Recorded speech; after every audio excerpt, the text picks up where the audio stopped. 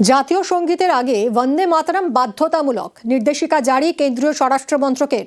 জাতীয় সঙ্গীতের আগে গাইতে হবে বন্দে মাতরম। আরও জানবো, কথা বলবো মৈত্রী ভট্টাচার্য আমাদের প্রতিনিধির সঙ্গে। মৈত্রী, কেন্দ্রীয় স্বরাষ্ট্র মন্ত্রকের এই নির্দেশিকায় কি বলা হয়েছে? দেখো, কেন্দ্রীয় স্বরাষ্ট্র মন্ত্রকের তরফ থেকে একটি নির্দেশিকা জারি করা হয়েছে এবং তাতে উল্লেখ করা হয়েছে যে জাতীয় সঙ্গীতের আগে বন্দে মাতরমের 6টা স্ট্যান্জা গাইতে হবে। 3 মিনিট 10 সেকেন্ডের এই বন্দে মাতরমের ভার্সন সমস্ত সরকারি অনুষ্ঠান এবং যে সমস্ত জায়গায় জাতীয় পতাকার উন্মোচন হবে, রাষ্ট্রপতির আগমন এবং তার বক্তব্যের শুরুর আগে এবং জাতির উদ্দেশ্যে যখন রাষ্ট্রপতি বক্তব্য রাখবেন, এমনকি গভর্নরদের অ্যারাইভাল এবং তাদের বক্তব্যের আগেও বন্দে মাতরমের এই 6টা স্ট্যান্জা চালাতে হবে। এই বিষয়টা একেবারে নির্দেশিকা আকারে জাতীয় কেন্দ্রীয় স্বরাষ্ট্র মন্ত্রকের তরফ থেকে সমস্ত রাজ্য এবং ইউটিসদের কাছে পাঠানো হয়েছে এবং সমস্ত রকমের সরকারি ইভেন্টেও এই বন্দে মাতরমের 6টা স্ট্যান্জা চালানোর নির্দেশ দেওয়া হয়েছে এবং একই সঙ্গে যখন এই বন্দে মাতরম সঙ্গীত বাজানো হবে তখন সবাইকে দাঁড়িয়ে থেকে তার অ্যাটেনশন পজিশনে দাঁড়াতে হবে, সেই নির্দেশিকাও সেই গাইডলাইনও স্বরাষ্ট্র মন্ত্রকের তরফ থেকে দেওয়া হয়েছে। ফলে এতদিন পর্যন্ত জাতীয় সঙ্গীতের জন্য নির্দিষ্ট গাইডলাইন ছিল, কিন্তু রাষ্ট্রগীত বা বন্দে মাতরমের জন্য কোনো রকমের কোনো গাইডলাইন ছিল না, কিন্তু এবার তার একটা রূপরেখা বেঁধে দিল কেন্দ্রীয় স্বরাষ্ট্র মন্ত্রক। ধন্যবাদ মৈত্রী।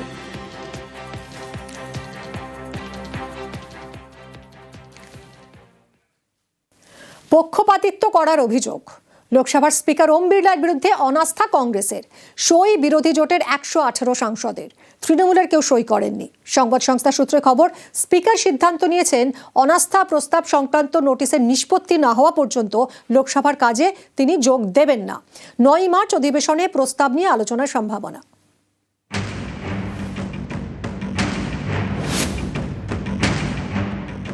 স্পিকারের বিরুদ্ধে অনাস্থায় সই করতে বা অনাস্থা প্রস্তাবে সই করতে তৃণমূলের কোনো অসুবিধা নেই। প্রত্যেকটা রাজনৈতিক দল যারা ইন্ডিয়া অ্যালায়েন্সের শরিক, তারা সবাই মিলে সই করে স্বাক্ষর করে একটা চিঠি লোকসভার স্পিকার বা অধ্যক্ষের কাছে জমা করুক। 3 দিন সময় দিয়ে যদি কংগ্রেস অনাস্থা প্রস্তাব আনে, তৃণমূলের প্রত্যেকটা এমপি সই করবে। আর যদি 3 দিনের বদলে আজকে আনে, তাহলে আমাদের যে স্ট্যান্ড, যে আমরা চিঠি দেবো। বিরোধী দলের সাংসদদের লোকসভায় বলতে দেওয়া হচ্ছে না, শাসক দলের প্রতি পক্ষপাতিত্বমূলক আচরণ করছেন লোকসভার স্পিকার ওম বিড়লা। এই অভিযোগে মঙ্গলবার অনাস্থা প্রস্তাবের নোটিশ দেয় কংগ্রেস লোকসভার মহাসচিব উৎপল কুমার সিং এর কাছে। কংগ্রেসের অভিযোগ, লোকসভার বিরোধী দলনেতা রাহুল গান্ধীকে বলার সুযোগ দেওয়া হচ্ছে না। 8 জন বিরোধী সাংসদকে সাসপেন্ড করা হয়েছে। 2 প্রাক্তন প্রধানমন্ত্রীর বিরুদ্ধে আপত্তিকর এবং ব্যক্তিগত মন্তব্য করেছেন বিজেপির এক সাংসদ, এর বিরুদ্ধে কোনো পদক্ষেপ করা হয়নি। এ নিয়ে স্পিকারের বিরুদ্ধে অনাস্থা নোটিশ কংগ্রেসের। এতে সই করেছেন ডিএমকে, সমাজবাদী পার্টি, আরজেডি সহ বিজেপি বিরোধী টিম ইন্ডিয়ার 118 জন সাংসদ, কিন্তু তৃণমূলের কেউ সই করেননি। স্পিকারকে 2 দিন 3 দিনের একটা সময় দেওয়া যেতে পারে। যদি কোনো ব্যবস্থা স্পিকার তার তরফ থেকে না নেয়, শুক্রবার নো কনফিডেন্স মুভ হবে, কোনো অসুবিধা নেই। এবং আমরা চাই যে হাউস চলুক। 3 দিন সময় দিয়ে যদি কংগ্রেস অনাস্থা প্রস্তাব আনে, তৃণমূলের প্রত্যেকটা এমপি সই করবে। আর যদি 3 দিনের বদলে আজকে আনে, তাহলে আমাদের যে স্ট্যান্ড, যে আমরা চিঠি দেবো। এরকম কোন নিয়ম পার্লামেন্টে আছে কিনা জানা নাই। আগে চিঠি, তারপরে 3 দিন অপেক্ষা, তারপরে অনাস্থা প্রস্তাব। তৃণমূলের পক্ষ থেকে নতুন নিয়ম কানুন প্রয়োগ করার চেষ্টা করা হচ্ছে।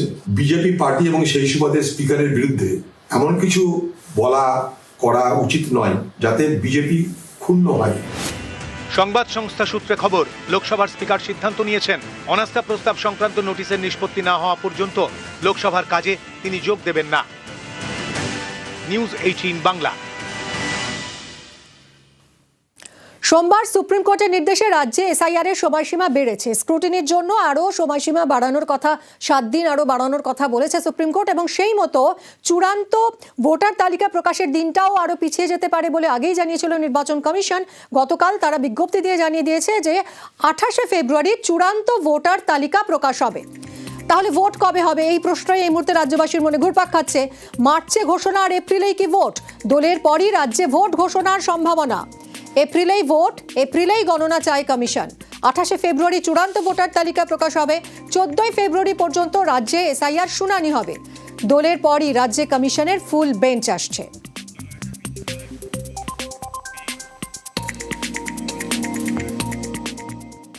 এপ্রিল থেকেই রাজ্যে বেকার ভাতা, অগস্টে একসঙ্গে 4 মাসের ভাতা অ্যাকাউন্টে। বাংলার যুব সাথী নিয়ে বড় ঘোষণা মুখ্যমন্ত্রীর। মাধ্যমিক পাশ 21 থেকে 40 বছর বয়সীদের জন্য বাজেটে মাসিক 1500 টাকা ভাতা ঘোষণা করে রাজ্য। যুব সাথী যে প্রোগ্রামটা আছে, যে স্কিমটা নতুন করে লঞ্চ করা হয়েছে মাধ্যমিক পাশেদের জন্য, মাধ্যমিক পাস যারা করবে 21 থেকে 40 বছর, তাদের যেমন পরিষ্কার বলা হচ্ছে যে তারা যে কোনো স্কলারশিপে পেতে পারে, কিন্তু অন্য কোনো স্কিমে যদি তারা টাকা না পায় তাহলে তারা 1500 টাকা করে আগামী 5 বছর পাবে। তারপর আবার রিভিউ হবে যতদিন তারা চাকরি না পাচ্ছে। সেইটা আমরা বলেছিলাম 15ই আগস্ট থেকে করব, কিন্তু যেহেতু 1 এপ্রিল থেকে ফাইন্যান্সিয়াল ইয়ার শুরু হয়, কাজেই এটা আমরা 1 এপ্রিল থেকে দেব বলেই ঠিক করেছি। চলতি মাসেই বিধানসভা ভিত্তিক ক্যাম্প করবে সরকার। বেকার ভাতার জন্য আবেদন করতে পারবেন মাধ্যমিক পাস 21 থেকে 40 বছর বয়সীরা। অ্যাসেম্বলি ওয়াইজে 294টা কেন্দ্রে আমরা 294টা ক্যাম্প তৈরি করব। দুয়ারে সরকার 8টে ডিপার্টমেন্টের জন্য একটা অ্যাসেম্বলিতে একটাই ক্যাম্প হবে। 15 থেকে 26 ছুটির দিনগুলো বাদ দিয়ে সকাল 10টা থেকে 5টা অবধি এই ক্যাম্প চলবে, এবং যারা জমা দেবেন তাদেরটা সঙ্গে সঙ্গে তারা রিসিপ্ট পাবেন এবং ডিজিটাইজও করা হবে। পশ্চিমবঙ্গে ফিরছে বেকার ভাতা। বৃহস্পতিবার রাজ্য বাজেটে ঘোষণা করা হয়েছে মাধ্যমিক পাশ করা 21 থেকে 40 বছর বয়সী বেকারদের মাসে 1500 টাকা করে ভাতা দেওয়া হবে। প্রকল্পের নাম বাংলার যুব সাথী। 2026 এপ্রিল থেকেই কার্যকর প্রকল্প। স্কলারশিপ ছাড়া অন্য কোনো সামাজিক প্রকল্পের সুবিধে পান না এরকম বেকারই এই ভাতা পাবেন।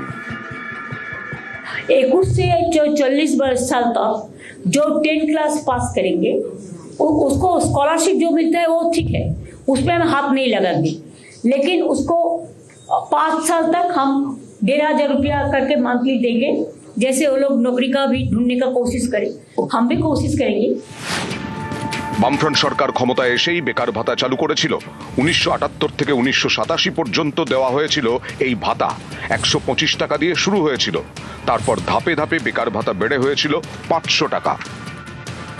মাস্টার স্ট্রোক বলা চলে, কারণ লক্ষ্মীর ভাণ্ডারে কেবলমাত্র মহিলারা তারা এতে উপকৃত হতেন। এখানে যারা বেকার নারী পুরুষ সকলে তারাও এখানে উপকৃত হবেন। ইউরোপের অধিকাংশ দেশেই বেকার ভাতা দেওয়া হয়, যার মধ্যে উল্লেখযোগ্য France, Spain, Netherlands, Switzerland, Portugal, Bulgaria, Denmark. আমেরিকায় বেকার ভাতা নেই, তবে ছাঁটাই হলে 26 সপ্তাহ ভাতা দেয় মার্কিন সরকার। এইটুকুনি সাপোর্ট গভর্নমেন্ট করছে যাতে তাদের বেসিক জীবনটা যাতে চলে, এরপরে তাদের নিজেদের এফার্ট করে তৈরি করতে হবে যে কিভাবে তারা দাঁড়াবে। সবারই দেখুন একটা পুশ লাগে, সেই পুশটুকু যদি গভর্নমেন্ট দিয়ে দেয় সেটুকুই তাদের জন্য ভালো। এবার বেকার ভাতা দেবে পশ্চিমবঙ্গ সরকার। পর্যবেক্ষকদের একাংশের মতে এটা সামাজিকভাবে যেমন গুরুত্বপূর্ণ তেমনই রাজনৈতিকভাবে। কারণ বেকার ভাতা পেতে হলে মাধ্যমিক পাশ করতে হবে, এতে স্কুল ছুটের সংখ্যা অনেকটাই কমতে পারে। আর রাজনৈতিকভাবে গুরুত্বপূর্ণ কারণ লক্ষ্মীর ভাণ্ডার মহিলাদের মন জয় করেছে। এবার তরুণ প্রজন্মের জন্য বেকার ভাতা, যা ভোটে ডিভিডেন্ড দিতে পারে তৃণমূলকে। নিউজ 18 বাংলা। দুর্ঘটনায় নেতার মৃত্যু ঘিরে উত্তেজনা, পুলিশের গাড়ি ভাঙচুর ক্ষিপ্ত জনতার।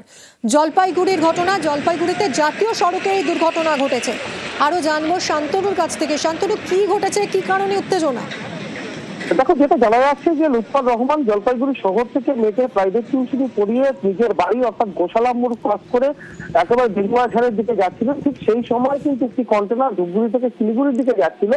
সেই কন্টেনারটি কিন্তু লুৎফর রহমানের যে বাইকে ছিলেন সেই বাইকে গিয়ে ধাক্কা মারে এবং ঘটনাস্থলে কিন্তু লুৎফর রহমানের মৃত্যু হয় এবং তার মেয়ে বাইকের পেছনে যিনি ছিলেন তিনি কিন্তু গুরুতর জখম হন। তাকে জলপাইগুড়ি সুপার স্পেশালিটি হাসপাতালে ভর্তি করা হয়েছে এবং ঘটনাস্থলে তার মৃত্যু হওয়ার পর তাকে যখন মেডিকেল কলেজে নিয়ে আসা হয় চিকিৎসকরা তাকে মৃত্যু নিশ্চিত করেন। তারপরেই কিন্তু একটা উত্তেজনা ছড়িয়ে পড়ে গোশালা মোড় চত্বরে। স্থানীয় মানুষজন জড়ো হন এবং পুলিশের গাড়িতে ভাঙচুর চালান, পুলিশের যে ট্রাফিক পয়েন্ট রয়েছে সেখানেও ভাঙচুর চালানো হয়, যেটা অভিযোগ যে পুলিশ কেন সেই সময় উপস্থিত ছিল না। গোসালা মোড় জাতীয় সড়কে এর আগেও একাধিকবার দুর্ঘটনা ঘটেছে, বাইক বা গাড়ি নিয়ন্ত্রণে কিন্তু পুলিশ কোনো পদক্ষেপ করছে না বলে অভিযোগ। কিন্তু পুলিশের যেটা বক্তব্য যে রাত 10টা পর্যন্ত ট্রাফিক পয়েন্টে ট্রাফিক থাকে এবং নজরদারির জন্য কিন্তু ব্যবস্থা থাকে, কিন্তু যেই সময় ঘটনা ঘটেছে সেটা 10:30 অনেকটা পরে, সেই সময় পুলিশ কর্মীর সংখ্যা অনেকটাই কম ছিল। কিন্তু এই ঘটনার পর যখন উত্তেজনা ছড়ায়, অতিরিক্ত পুলিশ বাহিনী গিয়ে কিন্তু পরিস্থিতি নিয়ন্ত্রণে আনে, বেশ কয়েকজনকে আটকও করা হয়। এই ঘটনার পর এই এলাকায় একটি চাপা উত্তেজনা ছিল, রাতভর সেই উত্তেজনা ছিল এবং তারপরে কিন্তু পুলিশ পরিস্থিতি নিয়ন্ত্রণে আনে। গোটা ঘটনায় কিন্তু শোকের ছায়া নেমে এসেছে, কারণ এরকম একটি মর্মান্তিক দুর্ঘটনা, যেখানে বাড়ি ফেরার পথে এরকম একটি দুর্ঘটনা ঘটলো, সেই কারণে গোসালা মোড় চত্বরে কিন্তু নিরাপত্তা নিয়েও কিন্তু দাবি উঠেছে। স্থানীয়রা দাবি জানিয়েছেন যাতে এলাকার নিরাপত্তা আরো বাড়ানো হয়। বরাবর সে বিজেপির বিরুদ্ধে লড়াই করেছে, বিজেপির বিরুদ্ধে একটা প্রতিবাদী কণ্ঠ, এইভাবে চলে যাওয়াটা আমাদের কাছে সত্যি সন্দিহান। এই ঘটনার সঠিক তদন্ত হওয়া প্রয়োজন, যে লুৎফরের পিছনে কোনো হামলা হয়েছে কিনা বা লুৎফরকে মেরে ফেলার চেষ্টা হয়েছে কিনা। তার কারণ গৌশালা মোড় থেকে আসাম মোড় অব্দি একটা গাড়িকে ধাক্কা মেরে নিয়ে যাওয়া, যারা জানতে পারবে আগামী দিনে তাদের কাছে একটা প্রশ্ন চিহ্ন তুলে ধরে। মানে মেয়েকে পড়াতে থেকে নিয়ে আসতেছিল, আসার সময় ওই গোশালা মোড়ে ও দাঁড়ায় থাকে এবং দাঁড়ায় থাকার সময় একটা কন্টেনার এসে তাকে টার্নিং নেওয়ার সময় তাকে ধাক্কা মারে, অনেক দূর টাইনে নিয়ে চলে যায়। বড় দলীয় কর্মীকে হারাইলাম, দুঃখিত, এই জন্য আমরা খুব মর্মাহত।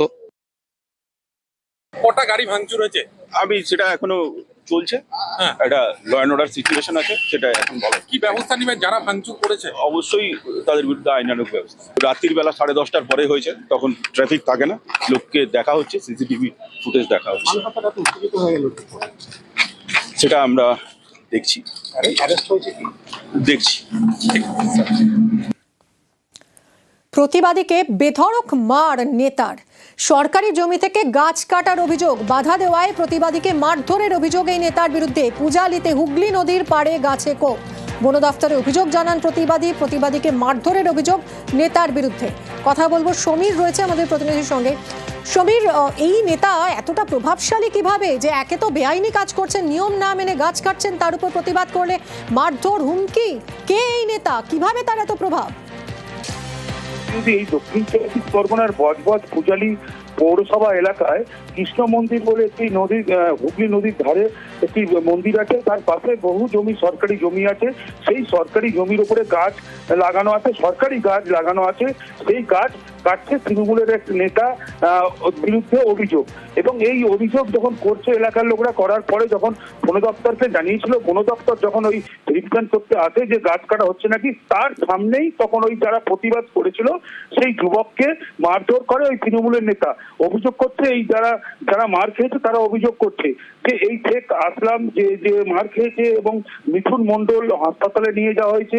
এবং তারপরে ওরা যখন ছুটে ওখান থেকে বিদ্যাসাগর, ওখান থেকে পূজালি থানাতে চলে আসে, সেই পূজালি থানাতে ওরা ওই চড়া হয়, ওর ওপরে পুলিশের সামনেই নাকি বন্দুক বার করে ওদেরকে দেখানো হয়। এইগুলো অভিযোগ তুলছে অভিযোগকারী। এবং এই ঘটনায় পুলিশ কোনো অভিযোগ নেয়নি। তারপরে ওরা ওখান থেকে ঘটনাস্থল থেকে পরে নেতার বিরুদ্ধে কোনো ব্যবস্থা এখনো পর্যন্ত নেওয়া যায়নি। না, এর বিরুদ্ধে কোনো অভিযোগ নেয়নি, কিন্তু এনার বিরুদ্ধে ভুড়ি ভুড়ি অভিযোগ তুলছে এই অভিযোগকারী। ধন্যবাদ। সরকারি জায়গায় সরকারি গাছ কাটা হচ্ছিল, ফরেস্ট ডিপার্টমেন্টে কমপ্লেন করেছিলাম আমরা। সেই কমপ্লেন করার ভিত্তিতে আজকে ইন্সপেকশনে এসেছিল, সেই জন্য আমাদেরকে এসে মারধর করা হলো আর্মস নিয়ে। প্রাণে বাঁচার জন্য আমরা থানার দিকে রওনা হই, থানায় ছুটে যাই। থানার ভিতরে ঢুকেও মারধর করার চেষ্টা করা হলো। আর্মস বের করেছিল শেখ মাহফুজুর রহমান, তৃণমূল কংগ্রেসের চিংড়িপোতা ও পূজালির অবজারভার। প্রায় 50-60 জন ছেলে ছিল ওখানে। আমরা যখন পুলিশ অফিসারকে বললাম যে আপনারা কি তাহলে আমার জিডি বা এফআইআর নেবেন না, তখন ওনারা কোনো উত্তরই দিল না। উপরন্তু ওনারাও আমাদের উপরে চেঁচালেন। চিনমানতলা মন্দির কমিটির সেক্রেটারি মিঠুন মণ্ডল, সেও আমার সঙ্গে আক্রান্ত হয়েছে। জেলায় জেলায় নেতাদের দাদাগিরি। দার্জিলিংয়ের নকশাল বাড়িতে দোকানে ঢুকে ভাঙচুরের অভিযোগ, যুব নেতার ভিডিও ভাইরাল। অভিযোগ থেকে দল থেকে সাসপেন্ড করেছে তৃণমূল। কোচবিহারের মাথাভাঙায় বাজারে মাতলামি আর এক নেতার। পশ্চিম মেদিনীপুরের শালবনীতে আবার ডাক্তারকে মারধরের অভিযোগ তৃণমূল নেতার বিরুদ্ধে। অভিযোগ অস্বীকার।